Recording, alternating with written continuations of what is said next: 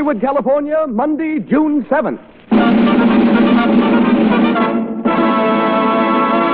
The Lux Radio Theater presents Errol, Flynn, and Francis Farmer in British Agents.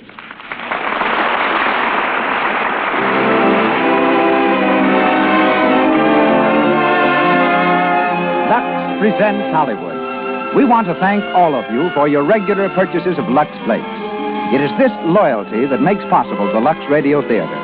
Tonight, our stars are Errol, Flynn, and Francis Farmer. Our guests, Dolly Tree, noted costume designer of Metro-Goldwyn-Mayer Studios, and Natalie Bucknell, head of Metro-Goldwyn-Mayer's research department and former secret agent. This program was produced each week by Hollywood's distinguished director, Cecil B. DeMille, with Louis Silvers conducting, direct from our theater on Hollywood Boulevard. May we take this opportunity to say once again, welcome everyone to the Lux Radio Theater.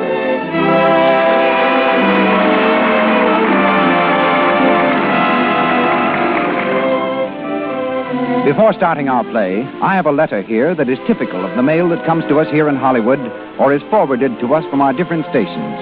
Miss Harriet Rumsey of Alton, Illinois, in her enthusiasm for our product and our show, writes as follows.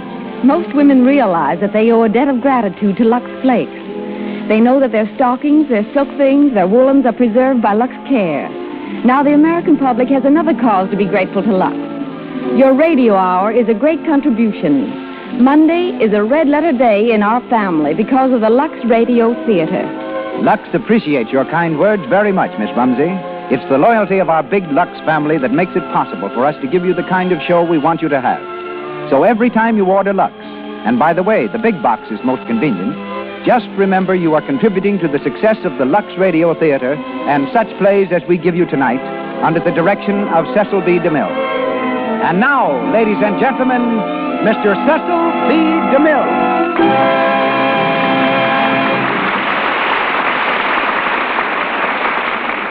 Greetings from Hollywood, ladies and gentlemen. Errol Flynn's early career was charted with a compass. He came to Hollywood through the tropic tempests of the South Seas, where he was captain of a trading schooner, while Francis Farmer, who hails from Seattle, arrived here by way of Russia. A descendant of Fletcher Christian, who led the mutiny on the Bounty, Errol has been an officer in charge of native constabulary, a pearl and coral fisher, a beachcomber, and a member of England's boxing team in the 1928 Olympics. For a time in Australia, he was also a bottle smeller. This odd pursuit consisted of whiffing bottles to see if any odors remained after washing. Once he led a film expedition to the land of New Guinea. The natives were headhunters, but they shot Errol in the ankle. Returning to New Guinea to dig for gold, he made a small fortune, quickly spent it, bought a boat, and with 3 friends duplicated the voyage made by Captain Bligh of the Bounty up the inner passage of the Great Barrier Reef from Sydney to the South Seas. Back in Australia, Errol had his first taste of picture acting, made a second film in England, and was soon on Warner Brothers' payroll. He has written 1 book and many short stories. He's here tonight in the part of Stephen Locke. Francis Farmer developed her talent for acting while a student at the University of Washington, where she helped pay her way by ushering in a theater, tutoring, waiting on table, and working in a department store. To her great surprise, she won a contest sponsored by a Seattle newspaper, the prize being a trip to Russia. On the way back, she met a theatrical producer who introduced her to a film executive in New York. Francis made her screen test, won a contract, and returned home a Paramount player. Her next picture is exclusive, and we hear her tonight as Elenia. Our play is based on the Warner Brothers film suggested by Bruce Lockhart's best-selling autobiography of the same title. So up goes our coast-to-coast curtain, and the Lux Radio Theater presents British Agent, starring Errol Flynn and Francis Farmer.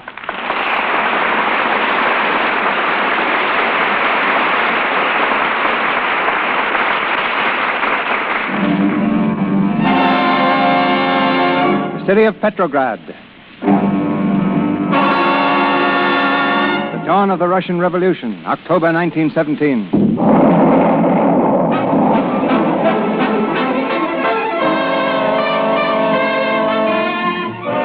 the steps of the British Embassy in Petrograd, a young man watches the mounting fury of the Russian Civil War. A screaming, hysterical mob sweeps through the streets, driven on by the lashing whips of the mounted police. Suddenly, a girl breaks from the crowd and comes stumbling through the shrubbery. She falls to her knees. The young man darts from the steps and catches her in his arms.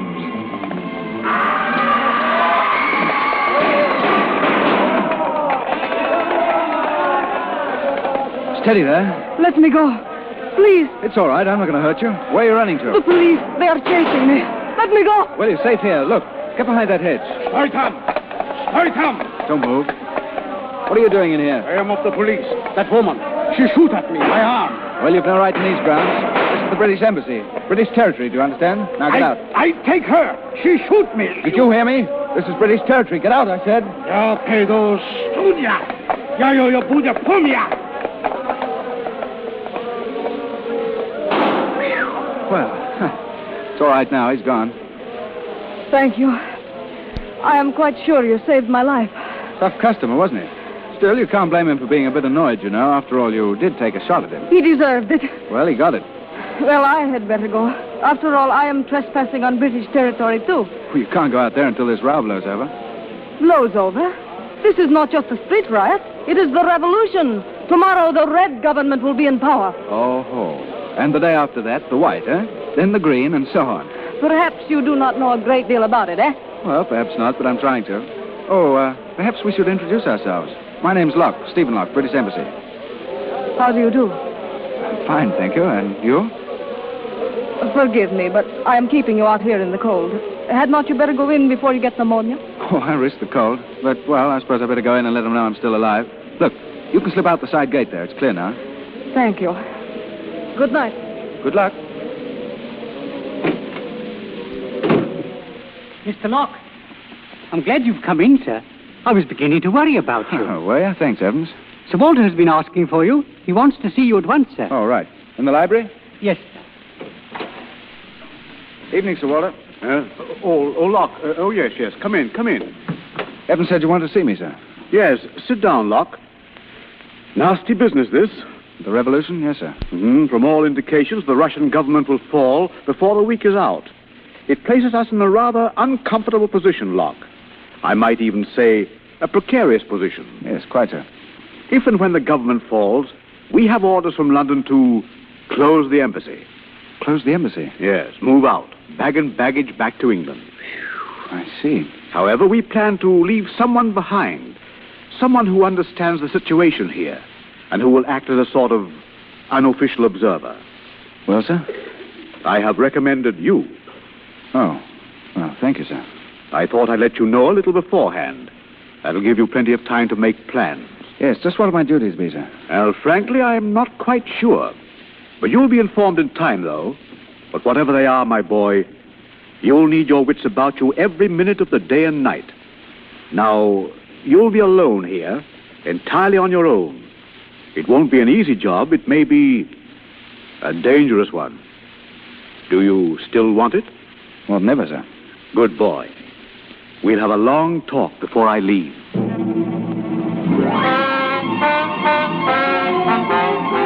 Russian government crumbles. Lenin heads new Russian state. Company flees new Russian state. Bolsheviks in power. Paper. Lenin seeks separate peace with Germany. French, Italian, British embassies closed. British embassy closed. Lord, and don't I know it. Evans, this place is like a tomb. Can't we get some heat in here? Yes, sir. I'll see to it, sir. No message from England yet? Not a word, sir. Will you have your tea now, sir?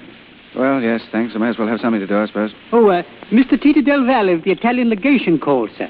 He wanted to know if you dined this evening with Monsieur Lafarge and Mr. Medill of the American Red Cross. Del Valle, Lafarge, Medill, and Locke. The four lost souls of Russia. The only one who knows why he's here is Medill, and he's not sure. Oh, I said you go with them, sir. The Gypsy Cafe.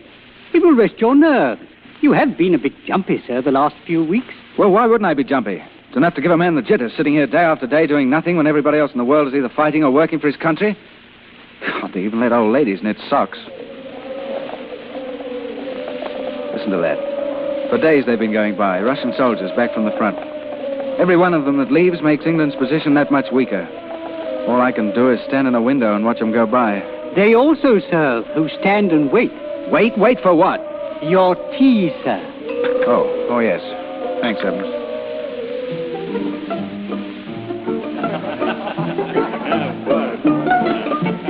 Come on, cheer up, Locke. You've got a face a yard long. It can't be as bad as that. Sorry, madame. Look at me, in the same barge as you, Stefan. Boat, Tito, boat.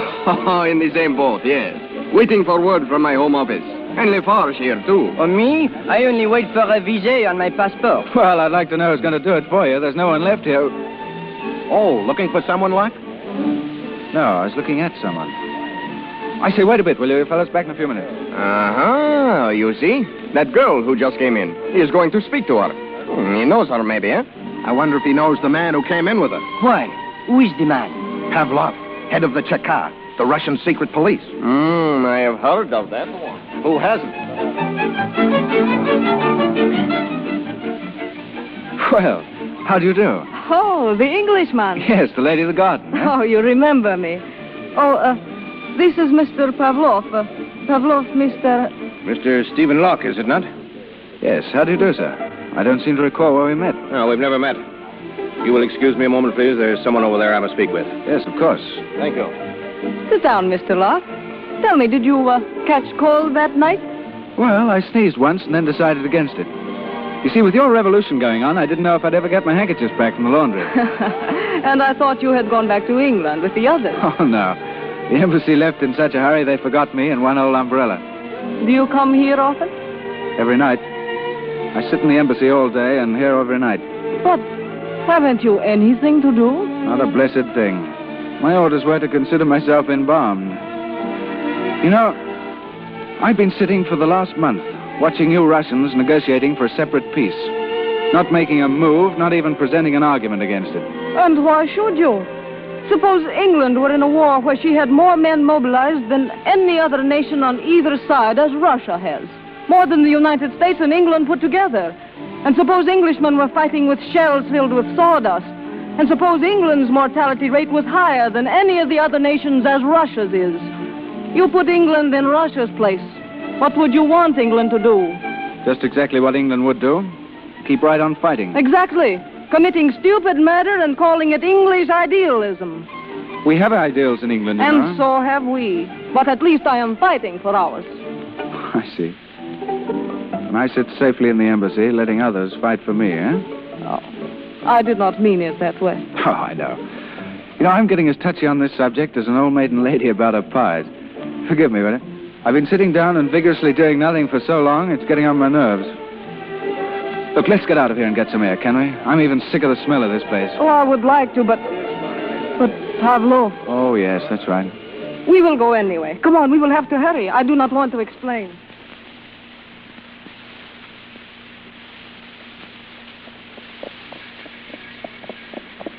Are we going someplace in particular? No, just driving. Where? Well, what's the difference? We can't go far enough to get out of Russia. If I had a job in a country I did not like, do you know what I would do? Go home? Yes. So would I. But suppose you had a job in a country you did like, and you were anxious to keep it from making a mistake, but your hands were tied. Then what would you do? I would be very grateful they were tied so that they could not meddle in other people's business. And I would try to forget it by talking of something else. Oh, well, what, for instance? The moon up there? I think not. Stars? No.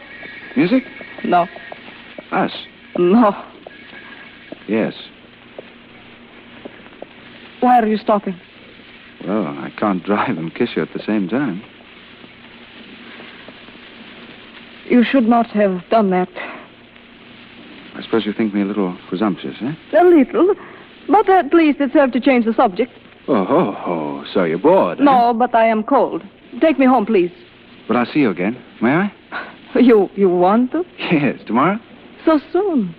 Wish we could make it sooner. Tomorrow's a long time.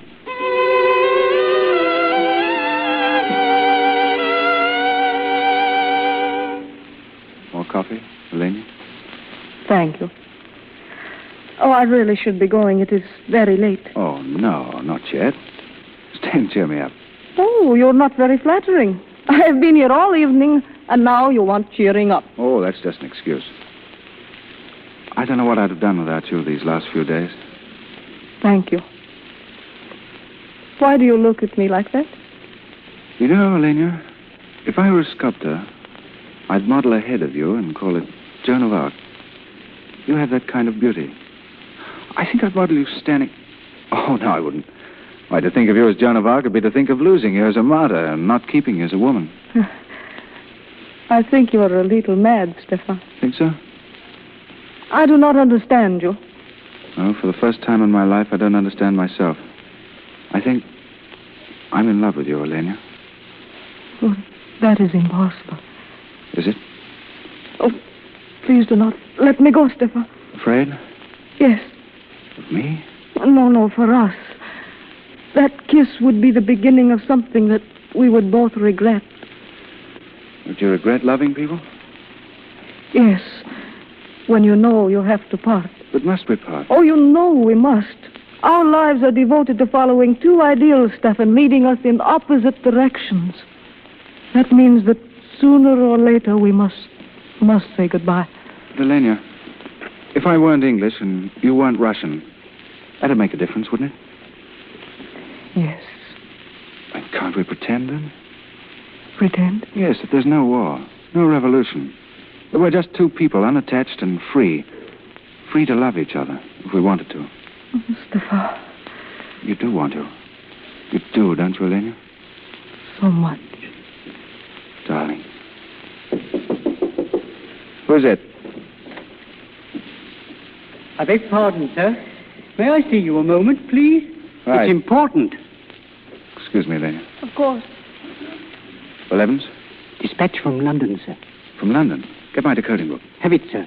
Right here, sir. Well, let's see now.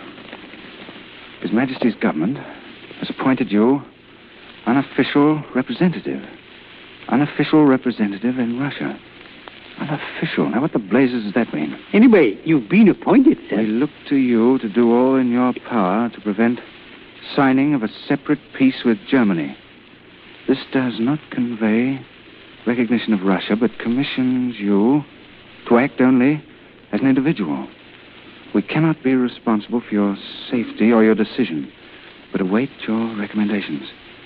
At last, Evans. It's wonderful, sir. It's the greatest diplomatic mission of the whole war. We've got to keep the Russians fighting on the Eastern Front. How do you think I'll find the ambassadorial bed, Evans? It's a roomy thing, sir. A bit large, but comfortable. Evans, I appoint you Lord High Chancellor of the Bedchamber, Lord High Keeper of the Keys, Lord High, Lord High anything you like. In short, you're Pooh-Bah, Evans. Thank you, sir. I'll see the War Commission tomorrow. Talk them out of signing that peace treaty. This is the chance of a lifetime.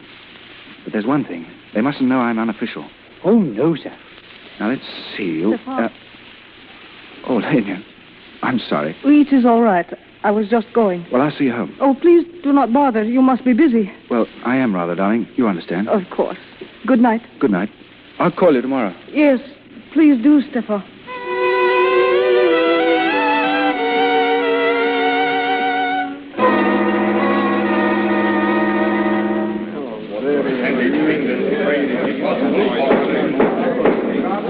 Mr. Locke? Yes? You have just promised this commission England's trade and recognition, in return for which Russia is to continue supporting the Allied armies at the front. Exactly. Tell us, Mr. Locke, on whose authority do you do this? Well, I represent England. You lie, Mr. Locke. You represent England only unofficially. Your purpose in coming here was to delay the making of a separate peace. You spoke well, but only expressed the opinion of one of England's many private citizens. Seems that you know something of my affairs, gentlemen. May I ask how you know? It is our business to know many things. You are excused, Mr. Locke. We advise you to leave Russia as soon as possible. One moment, please. Gentlemen, it's quite true I am here only in an unofficial capacity. But allow me some time to communicate with London.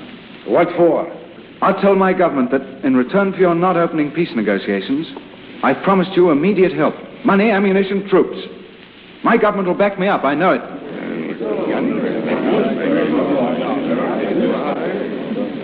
Well, gentlemen? We will allow you 3 weeks, Mr. Locke. We must be assured, however, that during that time, England will do nothing to hinder our government. I pledge England to that, sir. Send your communication. Thank you. Thank you, gentlemen. We shall keep our promise, Mr. Locke. Let us hope that you keep yours and those you have made for England. I think England's integrity is well known, sir. Good day, gentlemen. Remember, Mr. Locke, 3 weeks.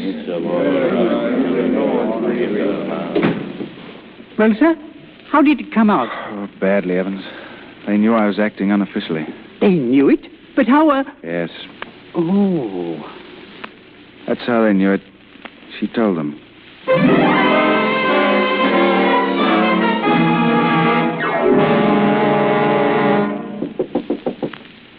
Who's there? Stefan, Oh, it's you. you said you would call. I had to come to see you. What for? Come to ingratiate yourself again so that you can betray another confidence? Oh, no. Don't deny it. You were here when that dispatch came. You overheard what I said. You told them. How else could they know? I had no intention of denying it, Stefan. It was my duty. Really?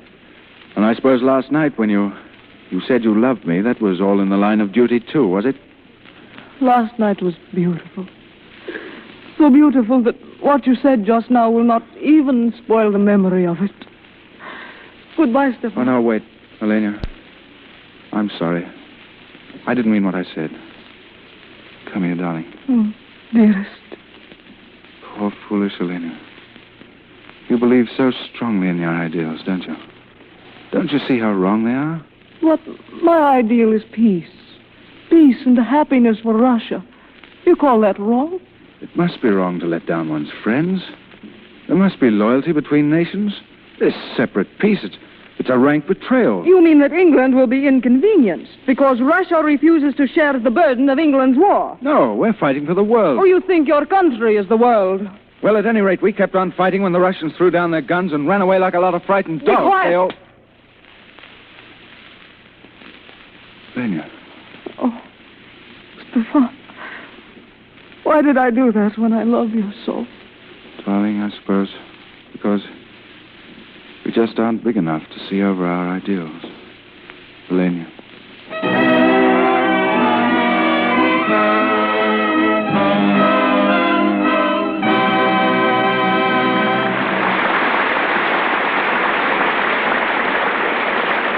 Let's listen in for a moment now on a little girl and her mother. Patricia is 7, and she's been playing with her dolls while her mother is dressing for the afternoon.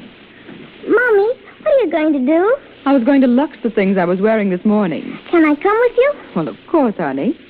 That slip looks clean as clean. Why do you wash it? Well, I found it pays to lux things after every wearing. They stay pretty and new much longer that way. You see, dear, if I put them into the hamper, the perspiration dries in and it's apt to rot the thread. That's true of stockings, too. That's why Mother likes to lux things right after she takes them off. Oh, Mommy, I want to lux Dolly's things after you're through. It looks like such fun. Grown-ups, too, think it fun to lux things. It takes less than a minute to whisk up a nice froth of suds, swish things around a few times, and toss them into clear water. Less than a minute, mind you, and yet it keeps silks like new actually months longer. If you haven't a box of Lux handy to the bathroom wash bowl, make a note to get some tomorrow. And here again is Mr. DeMille. British Agent continues, starring Errol, Flynn, and Francis Farmer.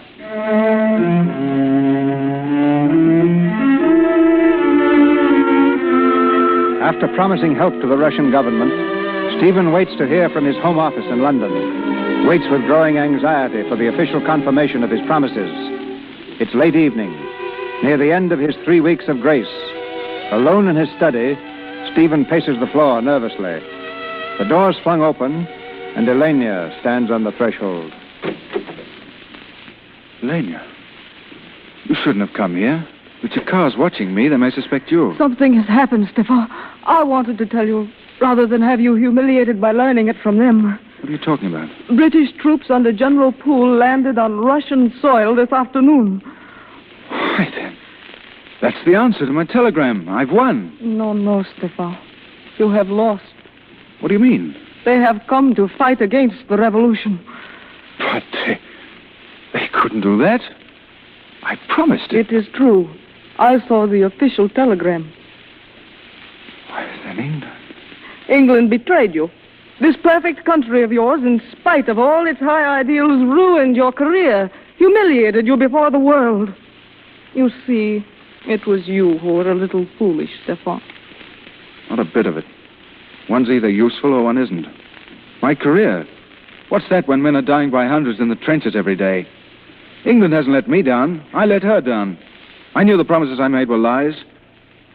I just wanted to delay that separate peace, that's all. I never sent that telegram. Oh. You better go now. You'll only get in trouble being here. You will not see me again, Stefan. Not see you? The government is moving to Moscow. Naturally, I go with it. We shall not see one another, Stefan, even in Moscow. You think more of your duty than you do of me, eh? Yes. And I worship you. That is why we must not go on together. It would kill the most beautiful thing I'll never know, our love. And I wanted to live. Oh, do not see me again, please. Goodbye, Stefan. Goodbye, Flynn.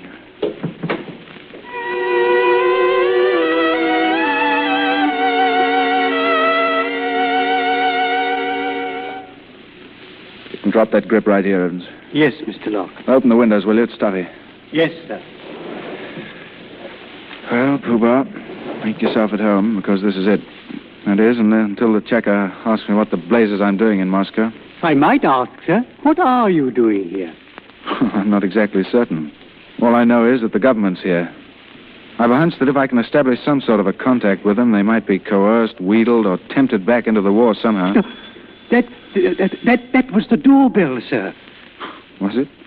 That rather tinkling noise, do you mean? What do you suppose it means, sir? Well, probably someone wants to be let in. That must be it, sir. Welcome to Moscow, Evans. Mr. Medill and Monsieur Lafarge. Hello, mon ami. Hello, Medill. Lafarge, Tito. How'd you know I was here? Oh, we're spies, eh? Sure, we've been here a week already. Well, sit down. Look, I'll dig up a drink for you. No time, Locke. What? No time for a drink? We are in a hurry. What's the matter? Perhaps you had better close the door. Yes, Evans. Yes, sir. Well? I suppose you know the Tsar has been assassinated? Yes, sir. It's hardly news right now. Well, an attempt is being made to reorganize the White Army. What? By whom? There are 2 Lettish officers here, Svobodu and an Irishman, Callahan, from the south. Their chance? They need money, as usual. A White Army. To fight the revolution.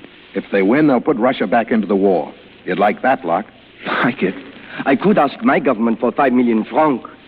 We thought perhaps you... No, I have no government funds at my command. You could give Callahan a draft on London. Yes, I could. It's a long chance, of course, but... And very unhealthy if we're caught. Well? Where are these men now, Zabordo and Callahan? They've got a hideout in a garret. We've been using it as headquarters. It's the only place in Moscow that has a keyhole without a spy Zia nestled in it. All right. Take me there. It's the only thing left to do. Fight. Okay.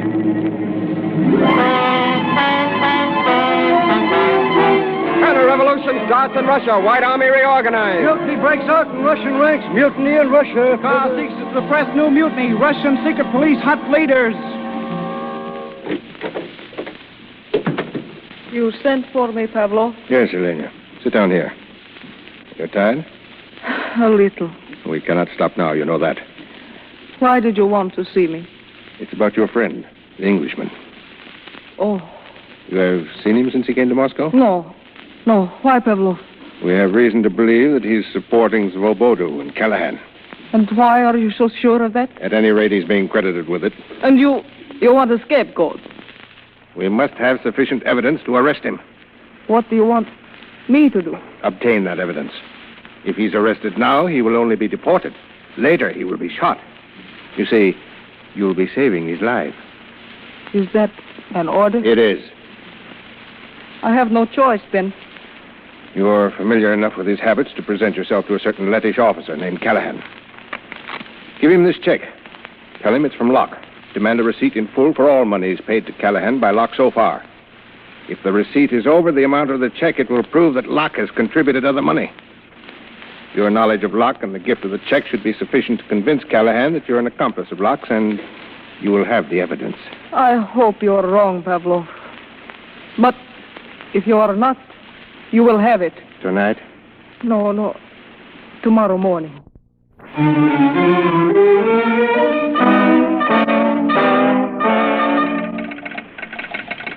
Well, Medill, have you got it? Who's it from, man? Message from Kromolov. You better decode it, lad. Let me see it. What does it say? Quick. Wait a minute. Well? Kromlov's failed. The mutiny's been suppressed in Kiev. That's nice. That makes everything just fine, doesn't it? Our last hope is that Tito Del Val has been able to find Zabordo. He's holding the cadets in line. Now, if he doesn't, there's only one place we'll find this little rebellion, and that's up the flue. That's Lenin. He's the brains of the government. If he'd only make one mistake, relax his grip for 24 hours, the whole government would go to pieces. Yeah, and a nice earthquake with a tidal wave would help, too, if you want to talk in terms of long shot.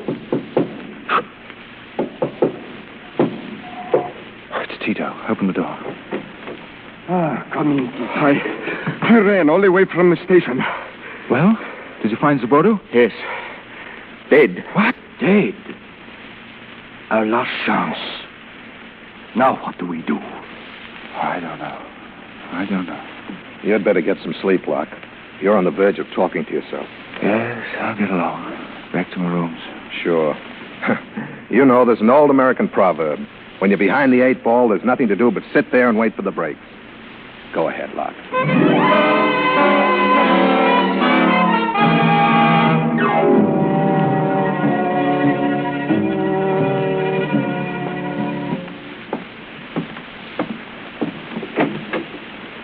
Who's there? Elena. It's Joe? I have been waiting for you.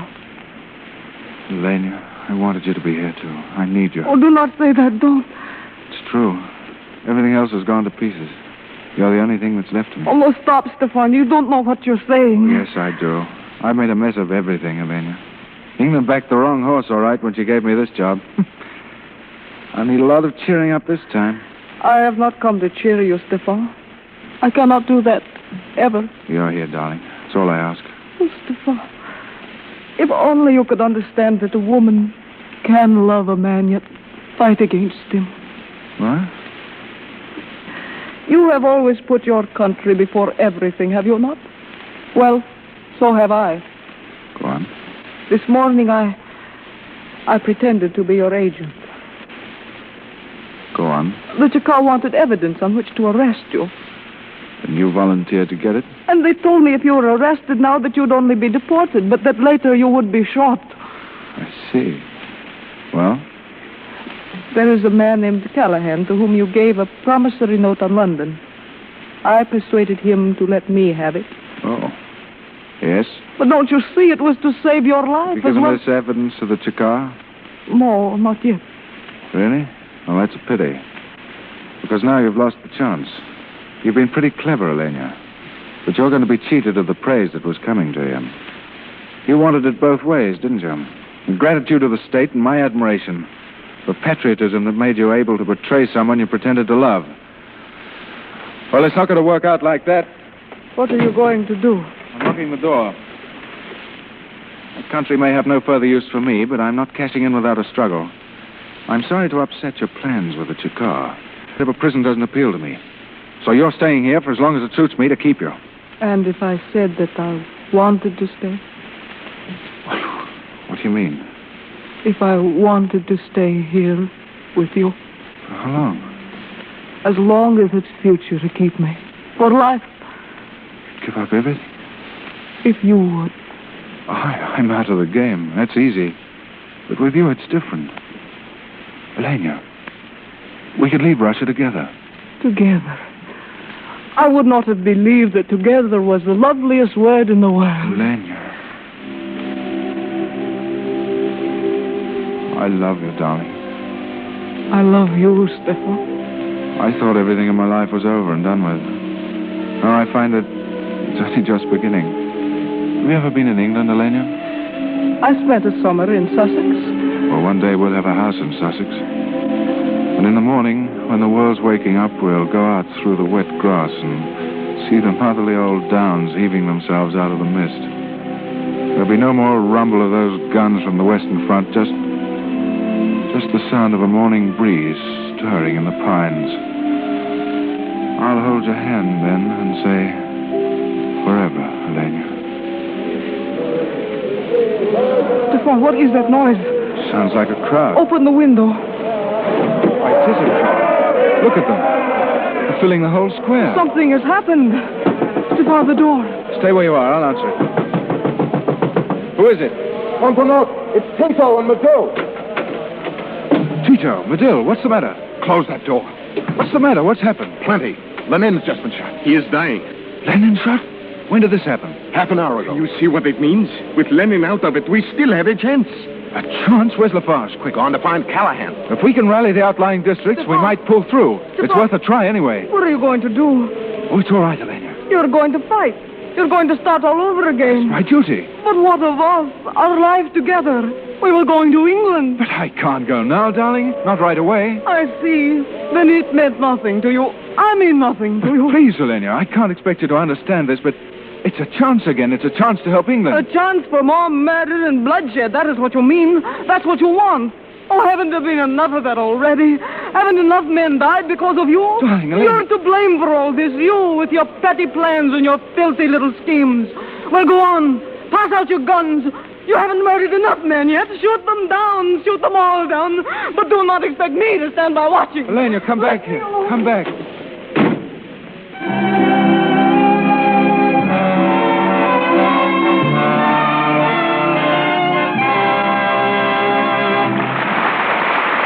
We pause for station identification.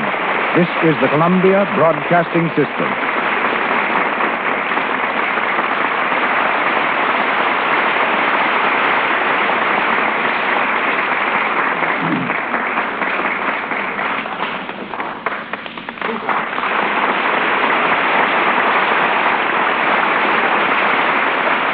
Before Errol, Flynn, and Francis Farmer continue our play, we hear from a woman who served for several years as a British agent at the very scene of tonight's story.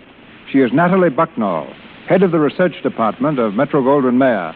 Last year, Mrs. Bucknall spoke to us on film research. Tonight, it's about her thrilling war experiences. Decorated by the Tsar for heroism as a nurse, she later joined the famous 2nd Women's Battalion of Death. Marrying Lieutenant Commander George Bucknall, an English naval officer stationed in St. Petersburg, she became a British subject.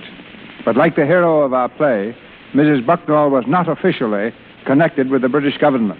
Ladies and gentlemen, Natalie Bucknall.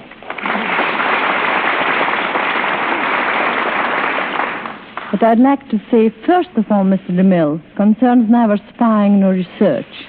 Merely as one of the countless women who must feel the same as I do, I want to thank the sponsors of this program for a product which saves us women so much time and money, Lux Flakes.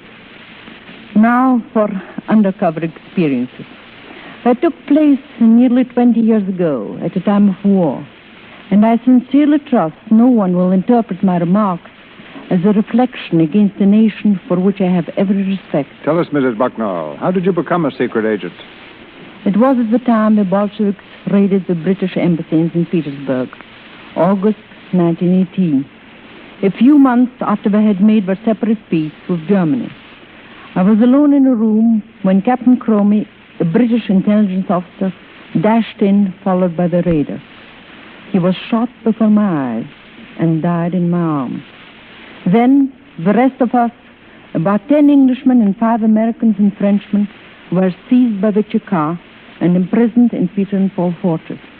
Did you escape or obtain your release? I didn't escape, Mr. DeMille. I was released after 2 days.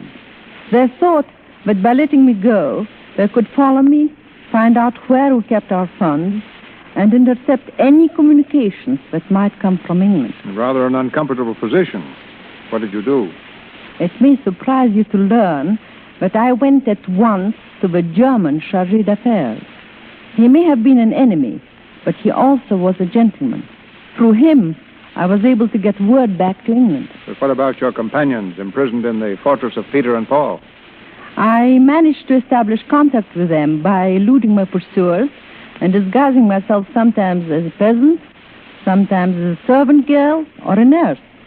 By bribing first the guards and then a woman cook, I was able to get inside the prison several times. The cook admitted me in exchange for a pair of fashionable high-leather boots. Through her, the messages reached the prisoners. I knew that the more ingenious methods of concealment were the ones most likely to be found out. So I used the simplest, and my most successful ruse was to hide messages in cans of French sardines. After 6 weeks, the Bolsheviks decided to release our men if England would also release the group of Russian officials imprisoned in London. This was arranged, and the exchange negotiated in Sweden. But it wasn't until more than 2 years after the killing of Captain Cromie that England sent an official representative again to Russia. I presume it was for this work, Mrs. Bucknall, that you were awarded the Order of the British Empire. Partly for that, perhaps, and partly for what I was able to do when my husband and I returned a few months later to the south of Russia. He was then the British naval liaison officer attached to General Denikin's staff. It was my job, again unofficial, to remain at headquarters and convey the news to him at the front. I also was in charge of a military hospital. Looking back at these experiences, Mr. DeMille, they seem like a nightmare. Yet many of the things I learned during the war are very helpful to me in dealing with the problems of research that arise in our pictures at Metro-Goldwyn-Mayer. And now, let's listen again to the play. Very thrilling, Mrs. Bucknall.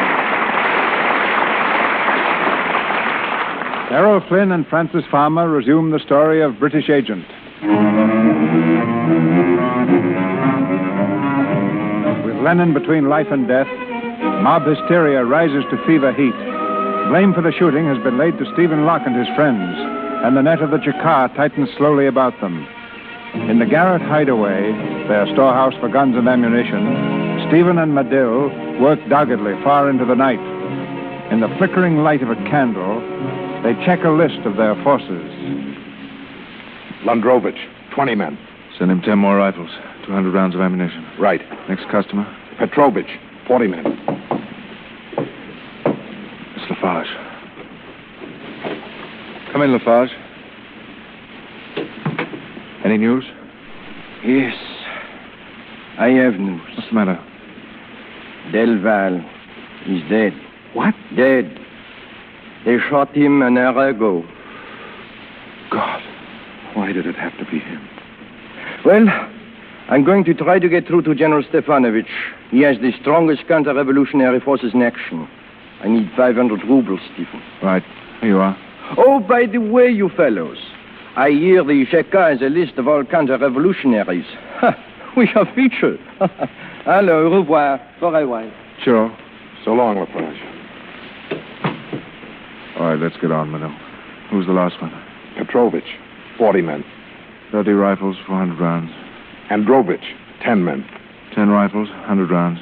Koskov, 15 men. 10 rifles. What's that? Machine gun. Get away from that window. They got Lafarge. He's down there. He's lying in the street.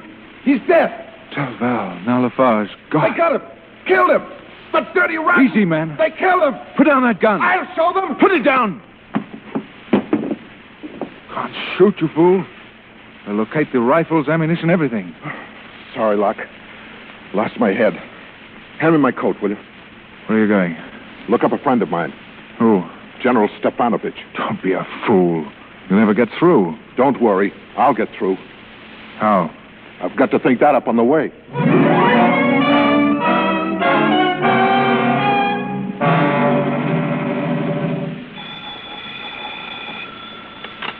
Errol speaking.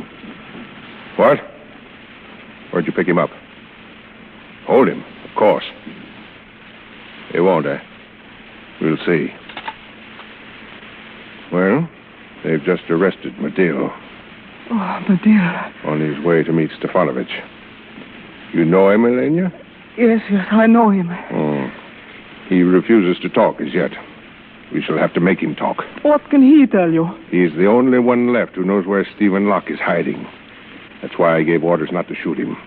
We must find Stephen Locke. But why, Pavlov? Why is it necessary to hunt down one lone man when there are so many? Because our government is teetering. If Lenin dies and if these riots continue, it will fall. These riots must be stopped. Locke is one of the sources, and he must be found. We can no longer think in terms of the present or of ourselves, Elena. Love is of small concern now.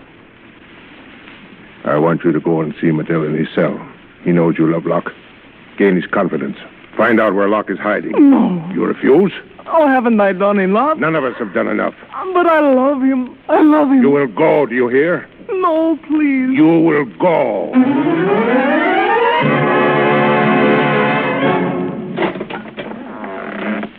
Tom. Oh. Hello, Elena.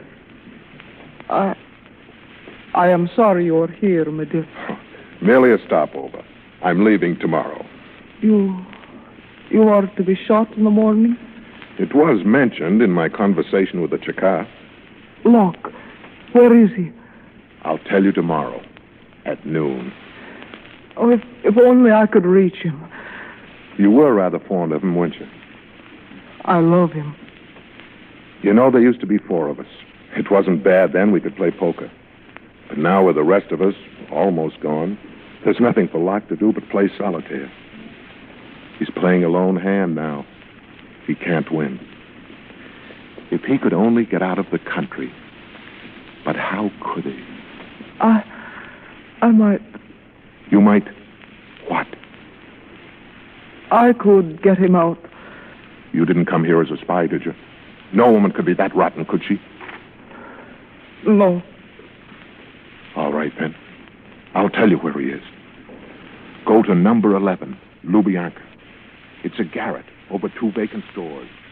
You knock 3 and 2 on the door at your left. Number 11, Lubyanka. Good. Go on. He told you more than that. It is a garret over 2 vacant stores. Knock 3 and 2 on the door to the left. Good work, Elena. I'll send a squad. Oh, he isn't there now. He will not be until 9 o'clock. It's 8 now. Oh, but the place is filled with ammunition. He could kill 20 men before they reach the stairs. Then the only way is to blow it up. Blow it up? A time bomb should do the trick. We'll plant it early, give everyone a chance to stand clear. What? At what time? We'll play safe. We'll set a bomb for 10 o'clock tonight. He's sure to be there. Oh, he will be there. At least, he'll never know. No. He will never know.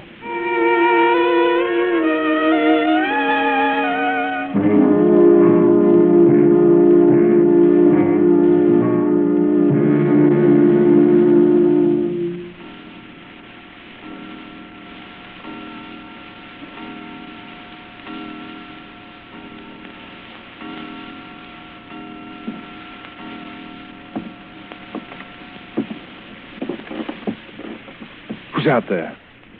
Who's at that door? Answer or I'll shoot. Who is it? Later. Stefan, Why are you here? I wanted to be with you. I see. Did you come in the line of duty? No, Stefan. I have done my duty. It is finished. It is just you and I now. Listen, dear. Listen to me. It is 9 o'clock. In an hour, you and I, we are going away together. What? It is all arranged. Your work is done. So is mine. But how? I'll never get past that door, darling. They shoot me on sight. You know that? Do not worry, darling. We have an hour to tell each other how happy we are going to be. A whole hour to love each other.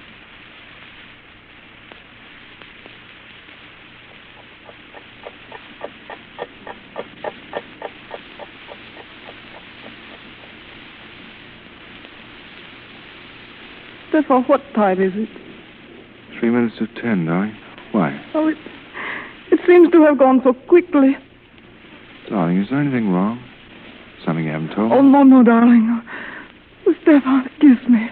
Hold me tight. Tell me you love me. Oh, tell me. Tell me, Stefan. Oh, darling, I love you. I love you, Elena. Listen. It's bells. Why, I wonder? I do not know. The crowd, they're yelling something. Did you hear? It's something about... It's about Lenin. Lenin lives. He's going to recover. Then it is peace. The terror is over, oh, Stefan. What's it mean? Oh, it means we are free. They will empty the prisons. Then Madil's safe. And we are, darling. We can go to England. Oh, God. What? Now, get out of here, Stefan. We have got to get out of here. Unlock the door. But why? Don't stop now, please. Please, Stefan. Open the door. Oh, quickly. Lena, are you mad? Get down the stairs, out in the street. Hurry, Stefan. What's all this about? We have got to get away from here out into the street. Give me a hand. Here we are. Look, out that way. Oh, stay near me, Stefan. Stay near me. Do not leave me. It's all right, darling. We're out now. Elena, will you please tell me what you're...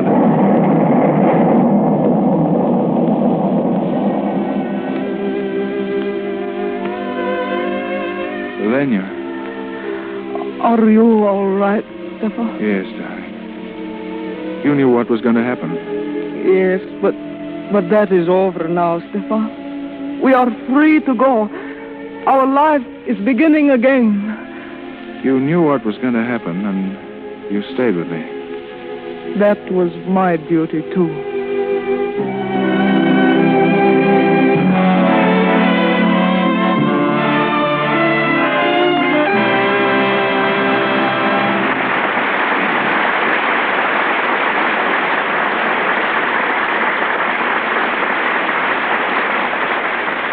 Errol Flynn and Francis Farmer rejoin us later.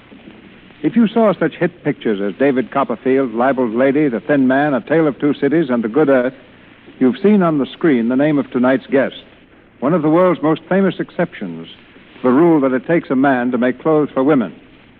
She's a native of England and established her reputation in the stage and productions throughout Europe, then in New York, and finally in Hollywood.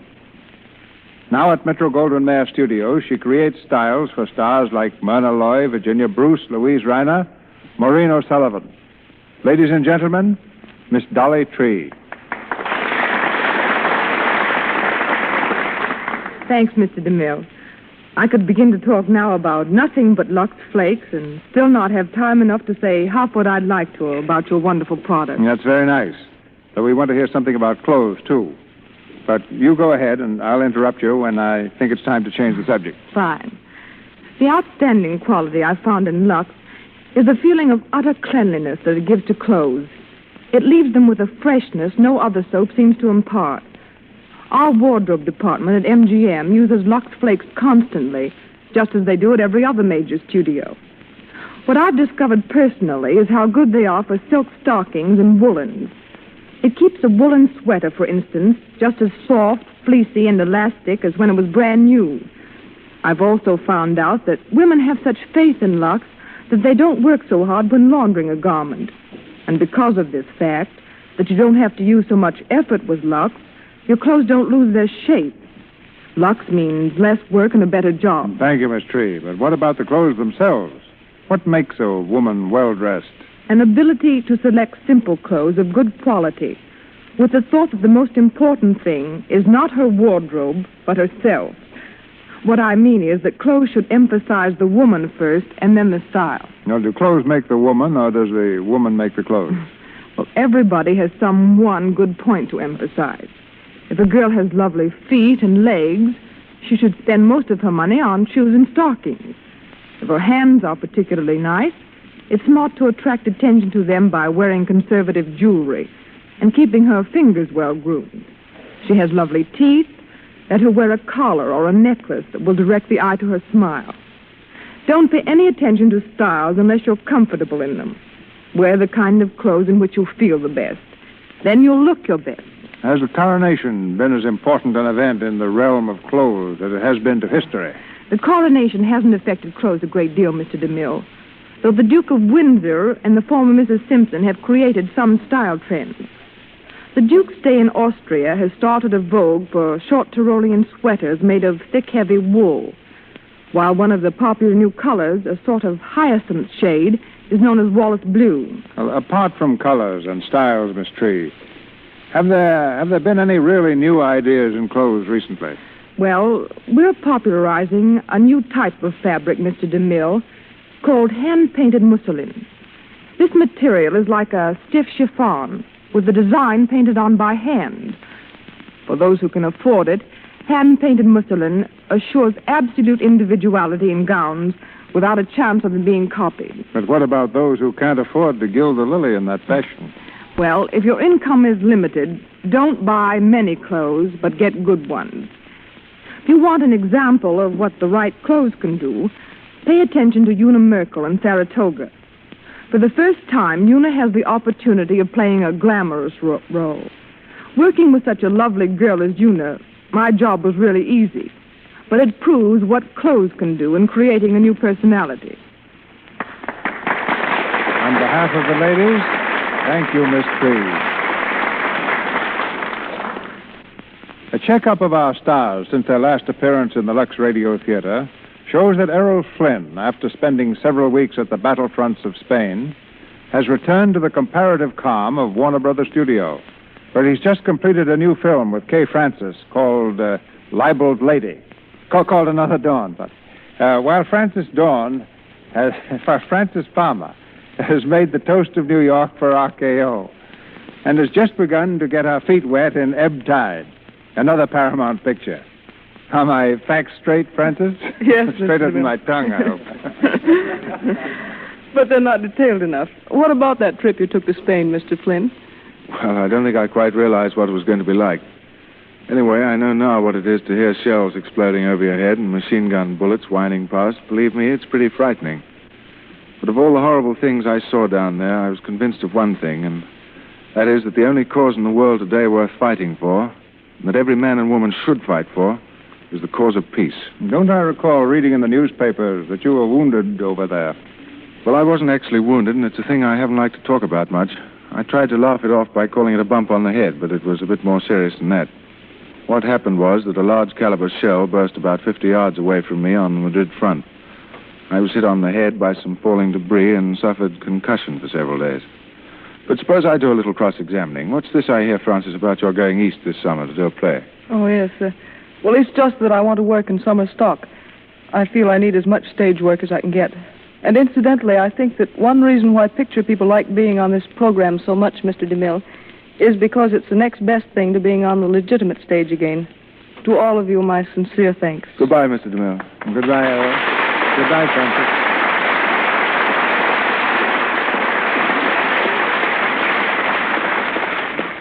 Thank you, Miss Farmer and Mr. Flynn. Ladies and gentlemen, this is your announcer, Melville Ruig. A brilliant production has been arranged for your entertainment next Monday night and will be told in a moment by Mr. DeMille.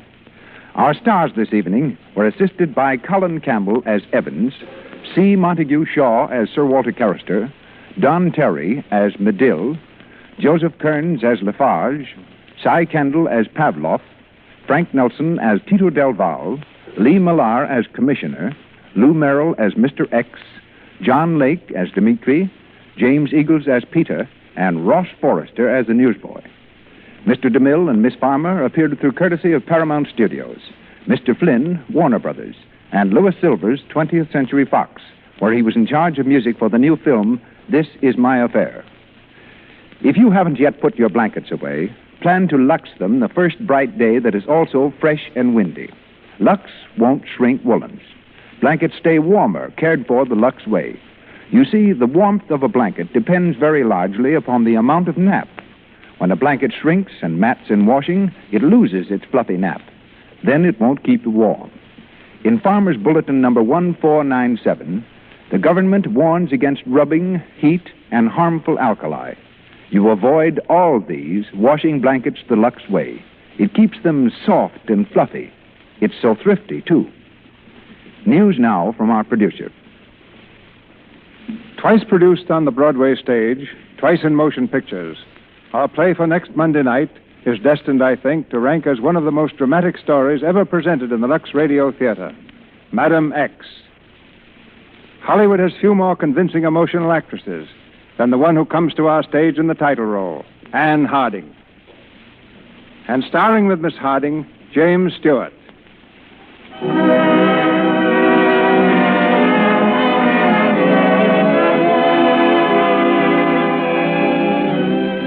Our sponsors, the makers of Lux Flakes, join me in inviting you to be with us again next Monday night when the Lux Radio Theater presents Anne Harding in Madam X with James Stewart.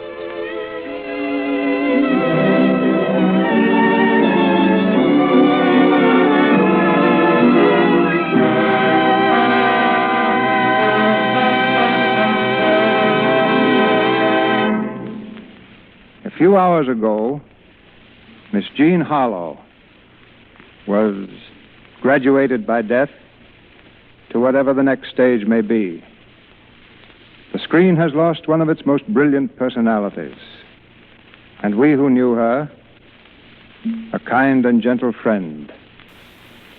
Hollywood tonight holds many heavy hearts. This is the Columbia Broadcasting System.